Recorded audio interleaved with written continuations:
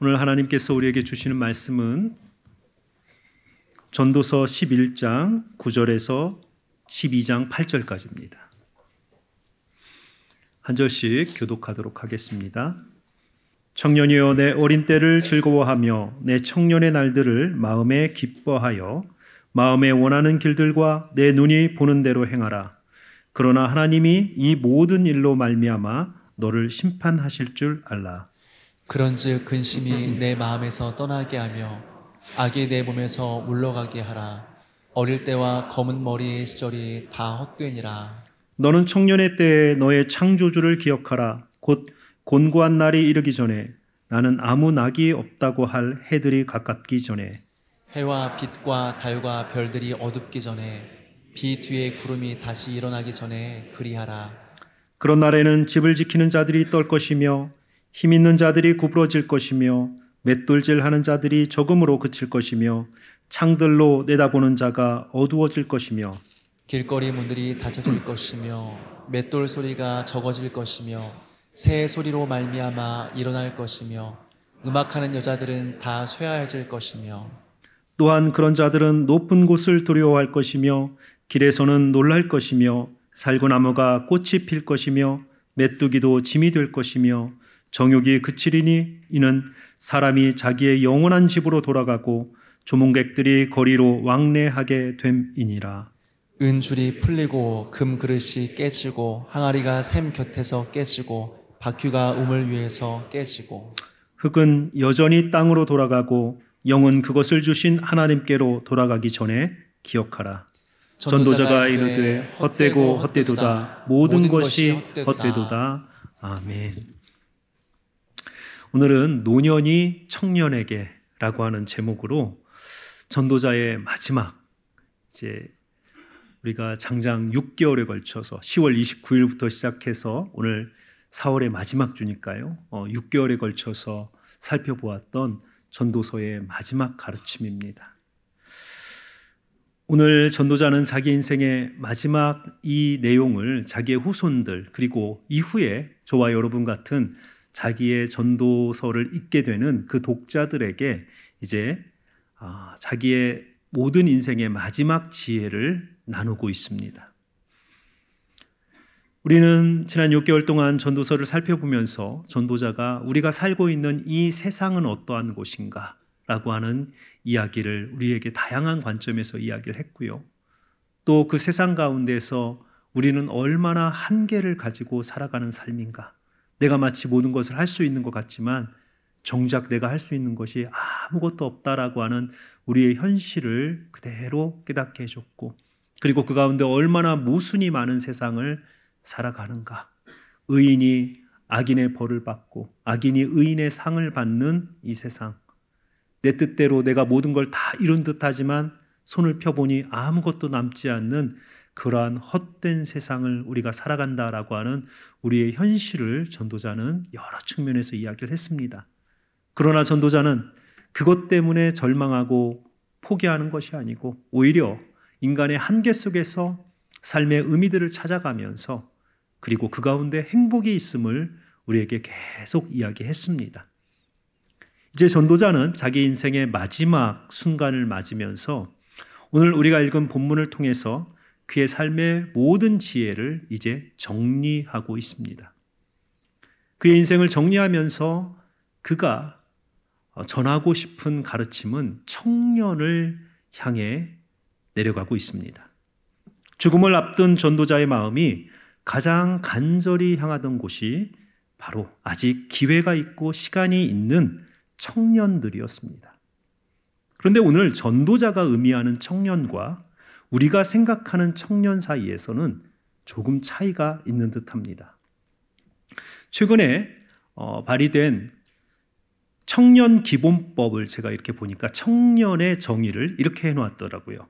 청년은 19세에서 34세에 이르는 성인이다라고 그렇게 규정을 해놨습니다. 그런데 어떤 지자체에 보니까 이 기준에 적용을 하면 그 지역에는 청년이 없는 거예요. 그러니까 청년을 45세까지 연장을 하자. 어떤 지자체에서는 그렇게 이야기를 했더라고요.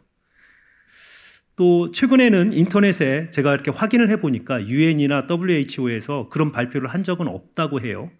그런데 최근에 이제 목사님들 사이에서 설교 시간에 주로 이제 사용되는 예화가 이제 청년의 개념이 바뀌었습니다. UN에서 청년을 19세에서 65세까지를 청년으로 규정했습니다.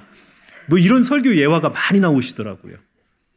자, 어쨌든 우리가 가지고 있는 현대적 개념의 청년은 태어나는 시점을 기준으로 해서 평균 수명, 우리가 살고 있는 사람들의 평균 수명을 반절로 딱 잘라서 이제 성년이 되어지는 그 나이에서 평균 수명까지 가는 사람들을 보통 청년이라고 이렇게 현대에는 정의를 하는 것 같습니다. 그런데 전도자가 이야기하는 청년은 그 개념이 아닙니다. 전도자가 이야기하는 청년은 태어나는 시점에서 기준으로 하는 것이 아니고 죽는 시점에서 기준으로 하는 거예요. 이제 인생의 마지막 영원한 집으로 돌아가는 그 죽는 시점에서 가까운 사람은 노년, 그리고 그 죽음의 시점에서 조금 멀리 있는 사람은 청년이라고 그렇게 이야기를 하고 있습니다. 그래서 이곳에 있는 저와 여러분이 만일 스스로를 죽음과 가깝다라고 생각을 하시면 나이와 상관없이 노년이세요. 그런데 여러분 스스로 생각하기에 나는 죽음은 조금 그래도 있겠지, 시간이 나에게 있겠지, 아직 죽음은 나에게 생각할 그런 것이 아니야, 나 더 살 것 같아, 그러면 청년이세요. 나이와 상관없이 여러분 다 청년이십니다. 그래서 오늘 이곳에서 여러분 다 청년처럼 사시기를 먼저 주님의 이름으로 축원합니다. 네, 이렇게 하셔야 오늘 이제 듣는 말씀이 나에게 하시는 말씀이다라는 것을 느끼는 거예요. 청년이여 내 어린 때를 즐거워하며 내 청년의 날을 기뻐하라라고 하는 이 명령을 들을 때 오늘 여러분들이 이거 청년부 설교다, 우리 사부 예배 청년부 설교다, 이렇게 생각하시면 안 되고 아직 나에게 시간과 기회가 있다면 나는 청년이다. 그래서 이제 전도자는 인생의 마지막 때를 살아가면서 삶의 시간과 기회가 있는 모든 사람들에게 당신들은 청년입니다. 아직 하나님 앞에 의미 있고 행복한 삶을 살아갈 수 있는 기회가 있으므로 당신들은 청년입니다. 이렇게 지금 말씀하고 있는 것입니다. 자, 그래서 오늘 여러분들에게 이 전도자가 청년이여 라고 이야기할 때 접니다, 이렇게 들으시는 거예요. 연세와 상관없이. 네, 제가 청년입니다, 이렇게 들으시는 겁니다. 오늘 말씀하시는 전도자가 우리에게 주는 인생의 마지막, 정말 어찌 보면 전도서 전체를 요약해서 우리에게 전하는 마지막 가르침은, 청년에 대한 가르침은 두 가지입니다. 첫 번째는 청년의 날에 심판주 하나님을 생각하며 즐겁고 기쁘게 살라라는 것입니다.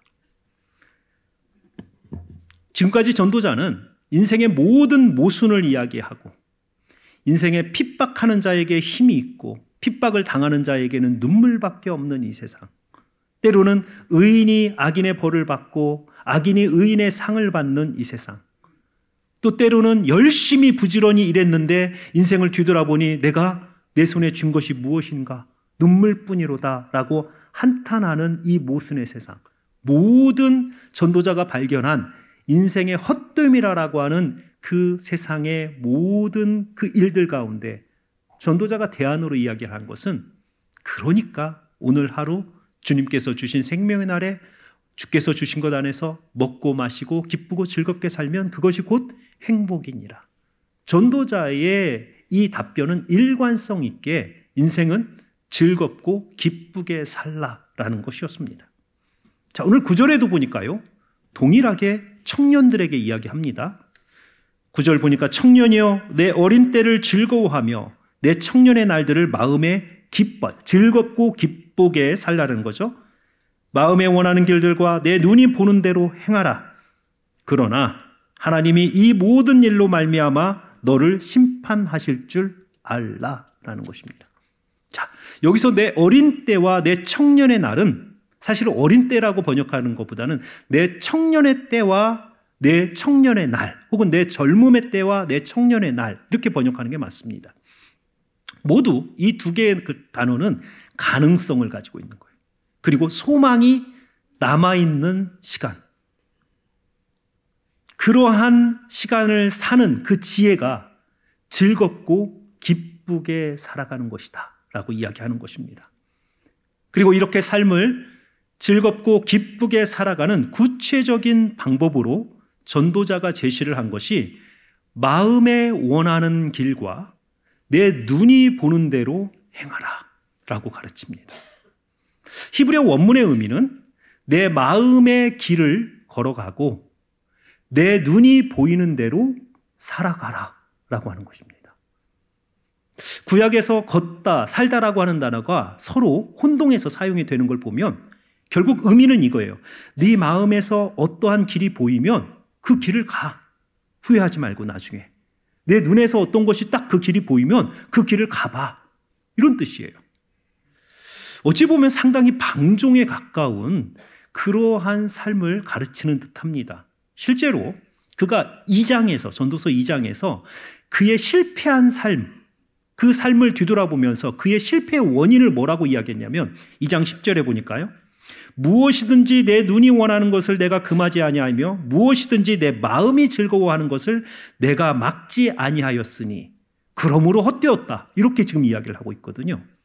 자, 자신의 실패한 인생을 후회하고 반성하며 고백했던 자기 자신이 살았던 삶의 방식이 마음과 눈이 원하고 보는 대로 그는 살았기 때문에 결국 마지막에 보니까 헛것이더라. 실패했다. 이렇게 이야기를 했거든요. 그런데 그 삶을 그대로 내 마음의 길을 혹은 내 눈이 보이는 길을 따라가라 라고 이야기를 하는 것입니다. 어찌 보면 이 사람 도대체 뭘 생각하고 있지? 이렇게 염려가 되는 부분이에요. 그런데 그 뒤에 하나의 조건이 붙으면서 모든 것이 다 뒤집힙니다. 그 하나의 조건이 무엇이냐면 그러나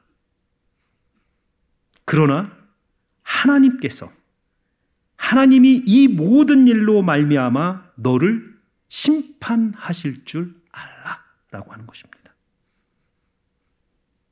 자신의 청년의 때의 전도자는 마음과 눈의 길을 따라갔습니다. 그러나 그의 마음에는 하나님의 심판은 없었습니다. 그저 기쁘고 즐겁게 마음의 욕망과 눈의 욕망을 따라서 살았지만 그의 마음에 이 길에 하나님의 심판이 있을 것이다 라고 하는 그 생각이 없었다라는 것입니다. 그런데 그가 그의 인생을 다 살고 뒤돌아보니 그의 기쁨과 즐거움 혹은 그의 인생 길에 하나님의 심판이 없었다라고 살았던 그의 인생의 길에는 결국은 후회와 불행만이 남았다라고 깨닫게 된 것입니다. 결국 기쁨과 즐거움에 하나님의 심판이 함께 가야 진정한 행복이라고 하는 것입니다. 전도자는 우리에게 우울하고 슬퍼하는 인생 살으라라고 하지 않습니다. 오히려 인생은 환경이 어떻더라도 기쁘고 즐겁게 살으라고 이야기를 합니다. 10절에 보니까요. 행복한 인생의 이야기를 이렇게 이야기를 해요. 그런즉 행복이라는 것은 근심이 내 마음에서 떠나게 하며 악이 사실은 불행입니다. 불행이 내 몸에서 물러가게 하라. 어릴 때와 검은 머리의 시절이 다 헛되느니라. 어릴 때 검은 머리는 청년의 때거든요. 그런데 그때가 다 헤벨이니라. 너의 뜻대로 안 된다. 젊은 때 네 뜻대로 다 될 것 같지만 그때도 네 뜻대로 된 것은 아무것도 없다. 그러니까 마음에 근심하지 말고 몸에 불행이라고 하는 것이 올 만한 것을 하지 말라라고 이야기를 합니다. 분명히 전도자는 근심과 불행 대신에 기쁨과 즐거움이 인생을 행복하게 만드는 길이다라고 우리에게 반복적으로 제시했습니다. 그러나 그 기쁨과 즐거움에 하나님의 심판에 대한 생각이 없다면 그 행복도 결국 헛된 꿈이다라고 우리에게 가르치고 있습니다. 이러한 하나님의 심판에 대한 경고는 전도서의 가장 마지막 절 12장 14절에 다시 또 나타납니다. 12장 14절을 보니까 하나님은 모든 행위와 모든 은밀한 일을 선악간에 심판하시느니라. 끝. 이게 결론이에요. 자, 전도서를 여러분 처음에 바라보실 때 여러분들 염려도 하셨고 저에게 이메일도 보내신 분이 있어요. 복음은 언제 나옵니까? 라고. 성경에서 가장 세속적인 이야기와 하나님에 대한 교리보다는 인간의 삶에 대한 이야기로 시작되었던 전도서가 마지막의 결론에는 성경의 어떤 책보다 하나님을 강조하고 있고 특별히 그의 결론에서 반복적으로 하나님의 심판에 관한 이야기를 다루고 있습니다. 그러니까 일상을 살아가면서 하나님의 심판을 생각하며 살아가는 것이 얼마나 중요한지를 이 전도서가 우리에게 지금 강조하고 있는 것입니다. 우리도 이 세상을 살아가면서 마치 이곳이 마지막인 것처럼 아무런 결산의 날이 없고 우리는 그냥 이 세상이 마지막인 것처럼 그렇게 살아갈 때가 많습니다. 그러나 전도자는 그가 살아온 이 땅에서의 삶을 처음부터 인생은 장사하는 것이다. 1장 3절에 보니까요. 해 아래 사람이 수고하는 것이 그에게 무슨 유익이 있는가? 어떤 이트론이라고 하는 이문을 남기며 살아갈 것이냐? 라고 하는 것을 인생을 장사라라고 이미 정의를 했습니다. 그런데 전도자가 이제 결론에는 이 땅을 살아갈 때 그때에도 하루의 결산이 있지만 우리가 이 세상의 삶을 마칠 때에도 우리는 하나님 앞에 총결산, 그 결산의 날을 앞두고 있다라고 이야기합니다. 그래서 오늘 첫 번째 전도자가 우리에게 가르치는 것은 인생은 즐겁고 기쁘게 살아가는 것이 맞습니다. 그런데 거기에 플러스, 행복 플러스 심판. 행복만 추구하는 사람은 결국은 아무것도 인생에 남기지 못하고 가진 듯 했으나 손을 펴보면 마지막 때에는 아무것도 없는 인생. 그러나 이 세상을 즐겁고 기쁘게 살지만 항상 하나님과 마지막으로 만나 심판할 날이 있다라고 생각하며 살아가는 사람은 결국은 인생이 내가 할 수 있는 일과 해서는 안 되는 일을 생각하며 살아가는 거예요. 왜냐하면 우리가 하나님을 만나야하기 때문에. 우리가 이때 이 세상에서 보여지는 일, 그리고 14절에 보니까 은밀한 모든 일을 가지고 하나님 앞에 심판받는다. 이거 하나만 생각하고 살아도요, 우리가 이 세상에서 하나님의 말씀대로 살아갈 수 있습니다. 전도자가 우리에게, 우리 청년들에게, 인생의 시간과 기회가 있는 우리에게 첫 번째 애통하는 마음으로 전하는 것이 심판의 날이 있다. 그날 생각하며, 그러나 오늘 심판의 날을 소망하며 기쁘고 즐겁게 살으라. 이렇게 말씀하고 있습니다. 두 번째, 전도자가 청년에게 말씀하는 가르침, 인생의 가르침은 창조주를 기억하라. 12장 1절을 보니까요, 이렇게 이야기합니다. 너는 청년의 때에 너의 창조주를 기억하라. 곧 곤고한 날이 이르기 전에 나는 아무 낙이 없다고 할 해들이 가깝기 전에.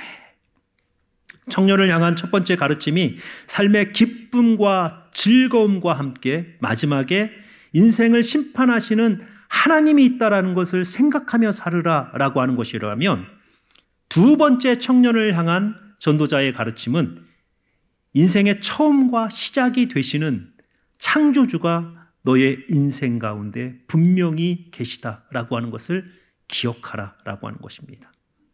이 첫 번째 가르침 11장 9장과 12장 1절에 공통적으로 지금 나타나는 것이 청년의 날, 청년의 때입니다. 바로 언제냐면 우리의 인생의 시작과 우리의 인생의 마지막에 있는 모든 날이 다 청년의 날이에요. 지금 저와 여러분이 살고 있는 오늘 하루가 바로 이 청년의 날입니다. 그때에 인생을 가장 의미 있고 행복하게 살아갈 수 있는 그 지혜가 바로 우리의 시작에 창조주 하나님이 계시다라고 하는 것을 기억하는 것이에요. 그리고 우리의 마지막에 심판주 하나님이 우리를 기다리고 계시다라고 하는 것을 생각하는 것입니다. 그래서 우리에게 행복은 청년의 때라고 말하는 오늘 이날에 우리의 삶을 뒤돌아보며 내 인생의 창조주가 계셨고, 그리고 우리의 앞날을 바라보면서 나의 인생의 심판주 하나님이 나를 기다리고 계시다라고 하는 이것을 고백하는 오늘 하루가 우리를 행복하게 만든다라는 것입니다. 우리 모두 행복하기를 원합니다. 그러나 우리가 찾는 행복의 가장 큰 문제는 그 행복에 창조주 하나님과 심판주 하나님이 없다는 것입니다. 마치 시작이 없이 이 세상에 태어난 것처럼 내가 내 인생의 계획과 뜻을 세워가면서 살아가는 인생이라고 착각하며 살아가고 있는 우리.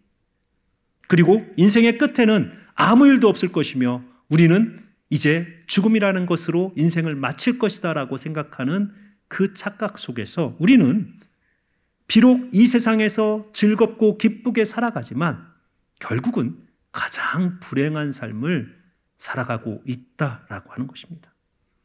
이러한 전도자의 청년을 향한 두 가지의 가르침은 이제 그 뒤에 따라오는 청년의 때가 얼마 남지 않았다라고 하는 경고를 통해서 더욱더 강조됩니다.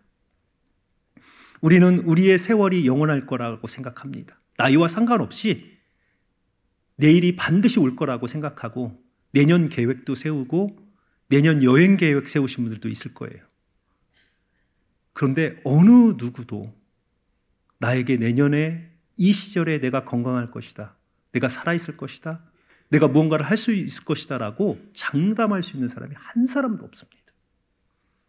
그래서 지금 전도자는 인생에 찾아오는 곤고한 날, 청년의 때가 지나고 이제 곤고한 날이 찾아올 때인데 그 곤고한 날을 세 가지로 설명합니다. 하나는 하나님의 심판의 날, 종말론적 하나님의 심판의 날. 주님께서 재림하셔서 해와 달과 별이 빛을 잃고 하나님이 심판주로 직접 내려오시는 그 심판의 날이 우리가 살아있는 동안 있을 수 있다라는 거예요. 살아있는 그날의 심판의 날이 당하면 우리가 얼마나 창조주를 기억하고 얼마나 우리의 심판주를 기다리며 살았는지가 그 심판의 날 우리에게 곤고의 날이 될 것인지 아니면 행복한 날이 될 것인지 결정하게 한다는 것입니다. 또 하나는 노년, 말 그대로 자연히 늙어서 죽는 날. 누구에게나 우리의 육체가 생명을 잃게 되는 노년의 날, 죽음의 날은 다가오고 있다라는 것입니다. 그 마지막 날, 나의 마지막 숨을 거둘 때 내가 하나님 앞에 기쁨으로 설 수 있을지 두려움으로 마지막 숨을 내뱉게 될지 그날도 곤고의 날도 반드시 온다라는 것입니다. 마지막으로 사고. 모든 인생의 가치가 무너지고 금과 은이 다 깨어지고 나의 생명이 일순간에 사고로 인해서 나의 삶이 이 세상에서 끝나는 날이 있다라는 그 사고를 당했을 때 내가 하나님 앞에 섰을 때 어떤 모습일까라고 하는 것입니다. 어찌 보면 우리 인생에서 일어나는 곤고의 날을 세 가지로 그대로 설명하고 있습니다. 첫 번째 곤고의 날, 그래서 하늘이 어두워질 때입니다. 2절에 보니까 우리가 경험하는 곤고의 날, 어찌 보면 가장 생각하지 않는 곤고의 날이에요. 주님의 재림이겠죠. 2절에 보니까 해와 빛과 달과 별들이 어둡기 전에 비 뒤에 구름이 다시 일어나기 전에 그리하라. 무엇을 그리하라는 거예요? 창조주 하나님을 기억하고 심판주 하나님을 생각하며 살으라라는 것입니다. 자, 이곳에서 해와 빛과 달과 별이라고 하는 이 네 가지의 광명체는 창조의 네 번째 날 하나님께서 인간이 이 세상에 살아갈 수 있도록 준비하는 과정에서 하늘에 만드신 광명체들입니다. 그런데 이 자연들이 빛을 잃어 어두움으로 변하는 그때를 이야기할 때 전도자는 두 가지의 의미를 담습니다. 첫 번째는 우리가 이미 11장 7절과 8절에서 살펴본 것처럼 노년의 때와 청년의 때를 비교하면서 빛은 실로 아름다운 것이다 라고 이야기를 합니다. 그리고 그 빛 아래 살아가는 것을 즐거워하라. 너에게 하루에 해가 뜨면 감사하고 즐거워하라. 그러나 기억하라. 캄캄한 날이 다가올 것이다 라고 이야기를 하면서 햇빛이 사라지는 캄캄한 날, 인생의 어두운 날을 우리는 준비해야 된다라고 하는 빛과 어두움을 이야기하면서 우리의 인생의 마지막에 그 어두움의 때가 올 것이다라고 하는 하나의 상징적 의미와 또 다른 것은 하나님의 심판입니다. 특별히 하늘이 빛을 잃고 라고 하는 이 표현들이 나올 때마다 하나님께서 심판하시는 날로 성경은 설명을 합니다. 에스겔 32장 7절과 8절을 보면 하나님께서 애굽을 심판하시는 그 모습을 이렇게 이야기합니다. 하늘의 모든 밝은 빛을 내가 너희 위에서 어둡게 하여 어둠을 내 땅에 베풀리로다. 구약의 많은 선지자들은 하늘이 빛을 잃고 하나님께서 이 땅을 어둡게 하신다라고 하는 것을 심판의 날로 이야기를 합니다. 자, 그래서 첫 번째 날은 하나님께서 세우신 창조의 질서가 완전하게 멈추고 이제 어둠이 오면서 하나님께서 이 세상을 다시 심판하시는 그날, 그 곤고의 날이 이르기 전에 그리하라. 창조주를 기억하고 심판주를 생각하며 살아라 라는 것입니다. 사랑하는 성도 여러분, 종말이 없는 것처럼 살아가는 것이 가장 위험한 인생입니다. 도적처럼 오시리라 라고 말씀하셨습니다. 언제라도 주님께서 재림하셔서 지금까지 살아온 여러분들의 인생을 결산하는 날이 반드시 옵니다. 이것이 첫 번째 우리가 예상할 수 있는 곤고한 날입니다. 이 날이 이르기 전에 우리는 창조주를 기억하고 심판주 하나님을 생각하는 청년의 날, 오늘 하루를 살아가셔야 된다는 것입니다. 두 번째 곤고한 날은 우리의 육신이 연약해지는 정말 이제 노년이 되어서 육신의 모든 기능들이 멈춰가는 때입니다.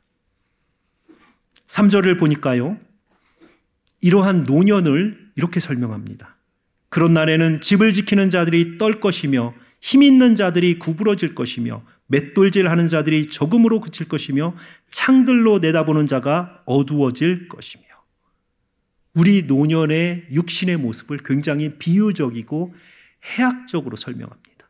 자, 이곳에서 집을 지키는 자라고 하는 것은요, 다리와 허벅지예요.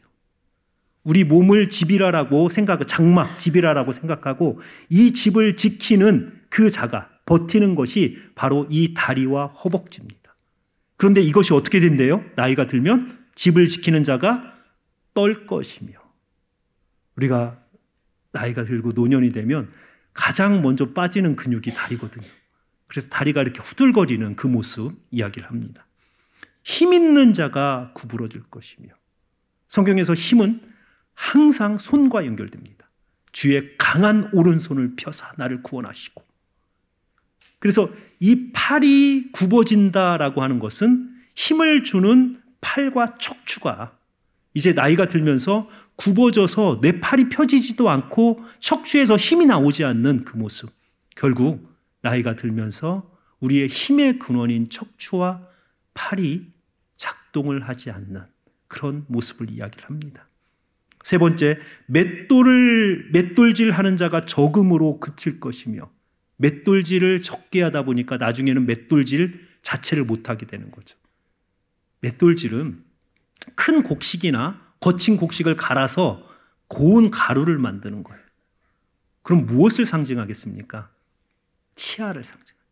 내 입에다가 음식을 넣고 이렇게 씹어가지고 내 위로 넘기는 이것을 맷돌질로 지금 이야기를 하는 것입니다.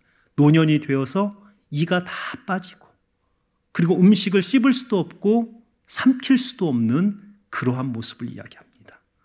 그리고 창들로 내다보는 자가 어두워질 것이며. 창들로 내다보는 자, 눈을 마음의 창이라고, 세상을 보는 창이라고 이야기를 하면서 이 창을 통해서 세상을 바라보았던 이 창이 점점 어두워져서 안 보이는 거예요. 우리의 시력이 약해지는 것. 자, 3절은 우리의 육신이 연약해지는 그 모습을 아주 비유적이고 해학적으로 그렇게 설명을 하고 있습니다. 그리고 4절은 이렇게 연약해져서 결국은 우리의 육신이, 우리의 삶이 어떻게 변화되는지를 4절은 이렇게 이야기합니다.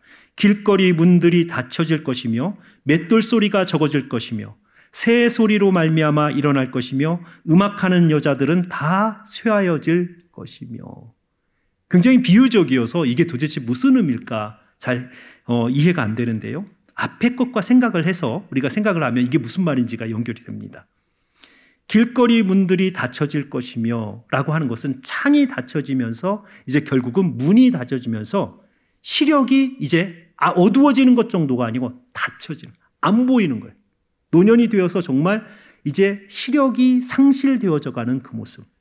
그리고 맷돌 소리가 적어질 것이며 앞에서 이야기한 것처럼 이제는 치아가 다 빠져서 음식을 씹거나 삼킬 수 없는 그러한 상태. 그 다음에 이제 좀 해석이 어려운 게 새소리로 일어나며 음악하는 여자들의 그 소리가 다 쇠해질 것이며, 이게 이제 청각에 관련된 부분인데요. 이 노인들에게 참 가지고 있는 딜레마가 왜 그렇게 새벽에 일찍 일어나시는지. 새벽에 가장 먼저 들리는 소리가 새소리라고 합니다. 새벽에 우는 새. 그래서 세상이 조용할 때는 그 새소리가 그렇게 크게 들리는 거예요. 그래서 새벽에 남들을 다 자는 그때에 부스럭 소리만 돼도 노인들이 일어나요. 이 괴로운 거예요. 그런데 정작 들어야 될 노랫소리는 안 들리기 시작해요.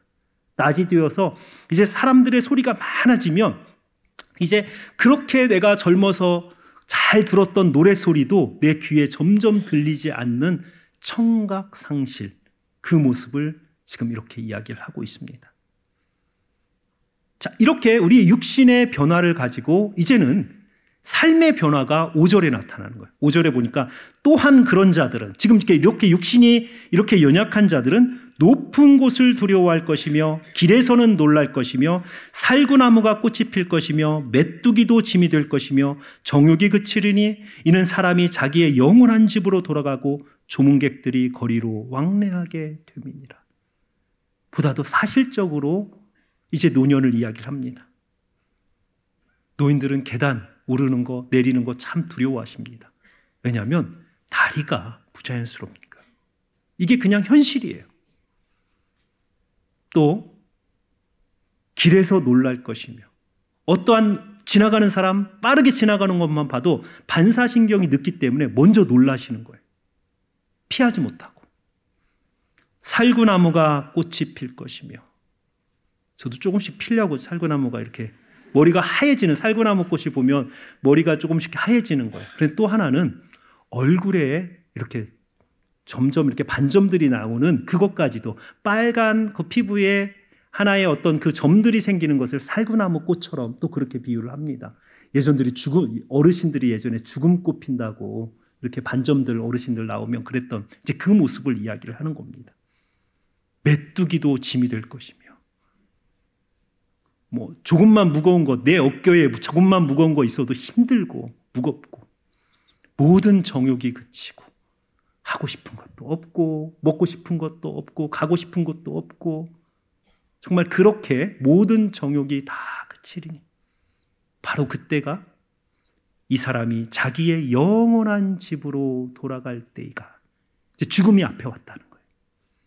그리고 조문객들이 거리로 왕래하는 때이니라. 고대의 장례를 생각을 하면 지금처럼 전화를 하면 바로 올 수 있는 것이 아니니까 집안의 어르신이 위독하면 한 달 전, 2달 전에 보냅니다. 편지, 사람을 보내서 오라고. 그러면 참 그때 아이러니한 그런 모습이 있는 거예요. 장례에 왔는데 아직 그분이 살아계세요. 그러니까 그 조문객들이 와서 한편으로는 언제 돌아가시나 기다리고 있는 거예요. 이런 모습. 자기가 지금 숨을 쉬고 있는데 밖에 조문객들이 다 지금 와 있어 문 앞에서 있는 거예요. 그 노인들이 굉장히 어떤 면에서 보면 한편으로는 뭐 자기의 마지막 임종을 지켜주니까 좀, 한편으로는 아, 저들이 나의 죽음을 기다리는구나. 되게 슬픈 모습인 거예요, 한편으로는. 이것이 인생의 마지막이라는 것입니다. 이렇게 인생의 마지막이 오기 전에 창조주를 기억하고 심판주 하나님을 생각하는 그러한 인생을 살아라. 누구나 이러한 때에 옵니다. 우리의 육신이 연약해져서 마지막 그 숨을 내쉬는 그 순간 누구에게나 옵니다. 그 전에, 그 시간이 이르기, 그 곤고한 날이 이르기 전에 내 인생에 창조주가 계시다. 그리고 내 인생에 심판주 하나님이 나의 인생을 결산하는 그날을 기다리고 계신다 라고 하는 이 생각을 하면서 살으라라는 것입니다. 이제 마지막으로 곤고한 날의 세 번째는 모든 가치가 무너지는 날입니다. 6절과 7절을 보니까요, 은줄이 풀리고 금그릇이 깨지고 항아리가 샘 곁에서 깨지고 바퀴가 우물 위에서 깨지고, 7절은 흙은 여전히 땅으로 돌아가고 영은 그것을 주신 하나님께로 돌아가기 전에 기억하라. 자, 이곳에서 보니까요, 우리 인생의 목표가 되는 은, 금, 이거 하나만, 은으로 만든 줄을 가지고 내 옷에 은으로 만든 고급 옷을 하나 입고 금으로 만든 항아리 하나만 가지고 있으면 내 인생이 행복할 것처럼, 그렇게 생각하면서 내 인생의 최고의 가치를 두고 그렇게 그거 하나 얻기 위해서 살았던 그 모든 것이 은줄이 옷에서 확 풀어져서 잃어버리고, 금 항아리를 그렇게 소중하게 하나 모았는데 어느 날 그것이 쫙 깨져버리는 거예요. 인생의 모든 가치가, 내가 그것만 있으면 행복할 거라고 생각했던 인생의 모든 가치가 무너져 버리는, 파산되는 날, 불의의 사고, 잘못된 투자, 혹은 어떤 일이 생겨서 내가 그동안 쌓아놨던 그 모든 것들, 인생의 목표라고 생각했던 모든 것이 다 무너지는 그날이 온다라는 거예요. 또한 고대에는 우물 하나만 가지고 있으면 부자입니다. 광야가 옥토가 되는 것이 우물이에요. 그런데 여기 보니까 우물 곁에서 항아리가 깨지는 거예요. 물을 떠다가 생존을 해야 되는 그 우물 곁에서 물을 떠올 항아리가 깨져버리는 거예요. 혹은 바퀴가 우물 위에서 깨지고, 여기서 이제 바퀴는 사실 도르래를 이야기하는 것입니다. 우물에 물을 깃기 위해서 나무로, 쇠가 없으니까 예전에는 나무로 도르래를 만든 거예요. 그래서 거기다 줄을 매고 두레박을 이렇게 끌어당기는 거죠. 그런데 물을 막 끌어당기는데 그 나무가 쫙 갈라져서 깨져버리는 거예요. 그러면 그 물을 끌어올릴 수가 없는 거예요. 인생에서 최고의 가치고 가장 소중하다라고 생각해졌던 그 모든 것들이 일순간 무너지는 사고, 우리 삶에 그런 사고 온다라는 거예요. 육신의 그 건강이 일순간에 무너지는 불치병, 교통사고, 투자가 잘못돼서 파산되어지고 부도가 일어나고, 이런 일들이 우리의 인생 가운데서 온다라는 것입니다.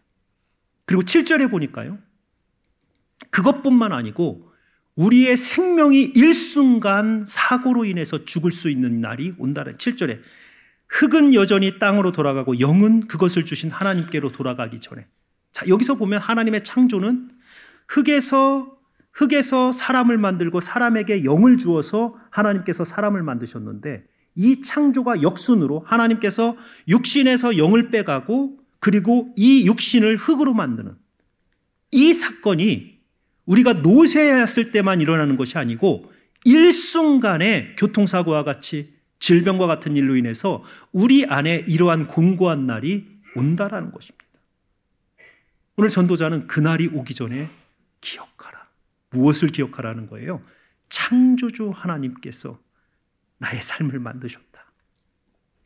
심판주 하나님께서 나의 인생의 마지막에 나를 기다리고 계신다라는 것을 기억하고 생각하며 살아갈 때 우리는 오늘 하루를 기쁘고 즐겁게 살아가지만 결국 그것이 행복으로 이어질 수 있다라는 것입니다. 전도자는 그냥 오늘 하루를 즐겨라라고 이야기를 하지 않는 거예요.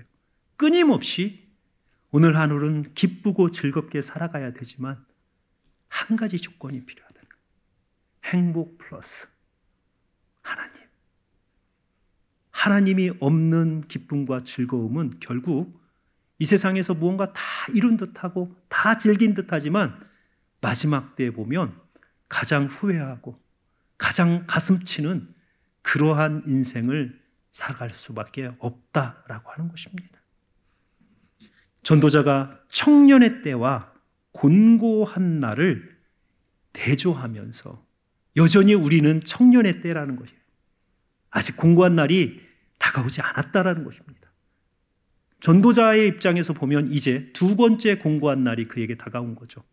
그에게 조문객들이 창밖으로 보이는 그날이 다가온 이 전도자의 입장에서는 아직 그 죽음의 날을 아직 멀게 남겨둔 청년들에게는 제발 좀 네가 내 인생의 주인인 것처럼 착각하지 말고, 마지막에 하나님이 너를 만나지 않을 것처럼 그렇게 착각하지 말고, 창조주가 너의 인생을 시작하셨고 또 그 하나님이 너의 인생을 기다리고 계신다, 인생의 시작과 끝에 하나님이 계시다라는 것을 제발 좀 기억하고 생각하며 살아라. 그러면 인생이 행복해질 수 있다라고 지금 전도자는 어찌하면 통곡하며 그의 후손들에게, 그리고 우리에게 그의 마지막에 유언과도 같이 우리에게 이 삶의 진리를 우리에게 전하고 있습니다. 이렇게 전도자는 노년이 청년에게 주는 마지막 교훈을 통해서 그의 긴 인생의 가르침을 마칩니다. 13절을 보면 이제 그가 가르쳤던 모든 것을 이 한 구절에 요약합니다. 일의 결국을 다 들었으니, 전도서 12장을 다 이야기하는 거예요. 지금까지 이야기한 모든 것을 다 들었으니 결론적으로 하나님을 경외하고 그의 명령을 지킬지어다. 이것이 모든 사람의 본분이니라. 하나님을 경외하고 하나님을 명령을 지키기 위해서 전도자가 실질적으로 우리에게 가르친 것이 바로 내 인생에 창조주 하나님이 있다라는 걸 기억하라. 그리고 인생의 마지막에 심판주 하나님이 우리를 기다리고 계신다라는 것을 기억하라. 그러면 하나님 경외할 수 있고, 그러면 하나님 말씀대로 살아갈 수 있다라고 하는 것입니다. 그리고 이렇게 사는 것이 사람의 본분이다라고 그렇게 말씀합니다. 히브리어 원래 의미는 이것이 사람의 모든 것이다. 본분이라고 해석된 이것이 곧 사람의 모든 것이다. 이것을 하지 않으면 사람이 아니다라는 거예요. 우리가 이렇게 창조주 하나님을 기억하고 그리고 심판주 하나님을 우리의 인생 가운데에서 생각하지 않는 인생은 하나님의 형상인 사람의 삶이 아니다라는 거예요. 그래서 우리가 하나님 앞에서 가장 우리의 존재를 증명해내는 방법이 바로 나의 인생의 시작에 창조주 하나님이 계시다라는 걸 기억하는 거고, 나의 인생의 마지막에 심판주 하나님이 나를 기다리고 계신다라는 것을 생각하며 살아가는 것이라는 거예요. 이렇게 살아야 사람이라는 거예요. 저와 여러분이 하나님께서 만드신 하나님의 형상의 모습으로, 사람의 모습으로 살아가는 가장 기본적이면서 가장 중요한 원리를 오늘 전도자는 우리에게 그의 인생을 통해서 전하고 있습니다. 사랑하는 성도 여러분, 분주한 오늘 하루가 하나님께서 우리에게 한 번 더 주시는 기회입니다. 청년의 날이에요. 이 청년의 날에 우리가 우리의 삶을 기쁘고 즐겁게 사는 것이, 그것이 지혜입니다. 그러나 그것만 가지고 우리의 인생이 행복해지지는 않습니다. 이것과 함께 나의 인생을 뒤돌아보며 나의 삶은 창조주 하나님께서 나를 만드셔서 살아가는 인생이구나. 이렇게 살아가면 사실 내 인생 가운데서 일어나는 기쁘고 슬픈 일들 다 우리가 하나님 앞에서 감사하며 살아갈 수 있어요. 왜냐하면 나를 만드신 하나님께서 오늘 하루 나를 또 다시 만드시고 내 생명을 주셨기 때문에 오늘 일어나는 모든 일도 하나님의 주권과 섭리 안에 있음을 우리는 고백할 수 있습니다. 또한 나의 인생의 창조주 하나님, 그 하나님이 나를 심판주로 기다리고 계신다라는 이 믿음이 우리로 하여금 우리가 앞으로 달려갈 그날을 내가 내 뜻대로, 내가 하고 싶은 대로가 아니고 어떻게 하면 하나님 뜻을 이루어드리지? 언젠가 하나님 앞에 갈 텐데 뭐 하다 왔니? 그러면 하나님 기쁘시게 할 그거 내가 뭘 할 수 있을까? 그걸 한 번 더 생각하면서 오늘 하루를 살게 하는 거예요. 내가 오늘 하루를 통해서 하나님 언젠가 만날 텐데 하나님 어떻게 기쁘시게 하고 하나님 앞에서 어떤 칭찬을 받을까라고 하는 것을 한 번 더 생각하면 죄악의 길보다는 하나님 기뻐하시는 성도의 길을 이렇게 한 발 한 발 그쪽으로 나아가게 만드는 것입니다. 그래서 오늘 전도자의 이 마지막 어찌 보면 애통하는 가르침이죠. 이제 그는 조문객들이 앞에 서 있는 마지막이지만 살아있는 청년들에게 너희는 제발 창조주 하나님을 기억하고 심판주 하나님을 생각하며 그러면서 오늘 하루를 기쁘고 즐겁게 살거라. 이렇게 우리에게 그의 인생의 마지막 교훈을 전하고 있습니다. 오늘 이 말씀이 이 시대, 청년의 시대를 살아가는 저와 여러분에게 내가 어떻게 살아가야 되는지를 다시 한번 생각하는 그러한 은혜의 시간이 되시기를 주님의 이름으로 축원합니다. 우리 이 시간 잠시 기도하길 원합니다. 하나님, 내가 청년의 때를 살아가면서 정말 하나님 생각 한 번도 안 하고 내 인생의 창조주 한 번도 기억하지 못하고 내 인생의 심판주 하나님을 한 번도 생각하지 못하는 그러한 사람, 하나님 없는 사람으로 살아가고 있지는 않습니까? 하나님, 가장 불행한 인생을 내가 걸어가고 있지 않습니까? 다시 한번 내 인생의 창조주를 기억하고 심판주 하나님을 생각하는, 그러므로 기쁘고 즐겁게 살아가는 그러한 인생 되게 해주십시오. 우리 이 시간 간절히 하나님께 기도하겠습니다. 아버지 하나님, 우리 인생을 살아가면서 우리가 참으로 하나님 너무도 어리석게 나의 인생에 창조주도 없고 심판주도 없는 것처럼 살아가는 우리의 이 패역한 모습을 주님 용서하시고, 오늘 전도자가 그의 인생을 뒤돌아보며 마지막으로 우리에게 권고한 나의 인생의 심판주가 우리를 기다리고 계시며 나의 인생의 창조주가 오늘을 이끌고 가신다라는 것을 고백하고 기억하는 인생 살아갈 수 있도록 아버지 역사하여 주시옵소서. 우리의 이 연약함, 부족함을 주님께서 용서하시고 우리가 오늘 들은 이 말씀을 통해서 오늘 하루 청년의 때를 즐겁고 기쁘게 살아가나 그곳에 하나님을 생각하는, 나의 인생의 창조주와 심판주를 생각하는 지혜가 있게 하여 주시옵소서. 아버지 하나님, 오늘 주신 이 전도자의 마지막 가르침 붙들고 하나님, 우리도 나의 인생의 청년의 때를 살아가며 나의 삶을 뒤돌아보며 창조주를 고백하게 하시고 나의 인생을 바라보며 심판주 하나님을 생각하며 살아갈 수 있도록 주여 도와 주시옵소서. 예수님 이름으로 기도합니다. 아멘. 630장 찬양하겠습니다.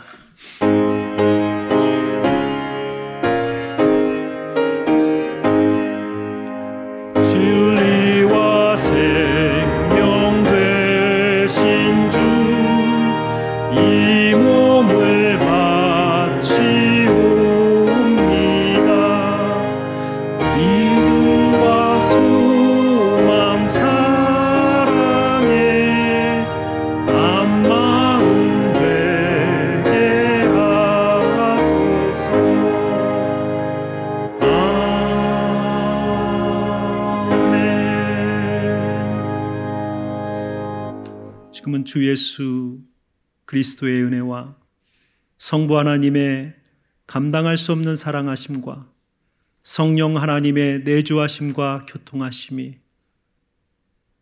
소망과 기회를 가지고 살아가는 이 청년의 때에 나의 인생의 창조주를 기억하고 내 삶의 앞에 우리를 기다리고 계시는 심판주를 생각하며 살아가기를 결단하는 주의 백성들 머리 위에 이제로부터 영원히 함께 있어지이다. 아멘.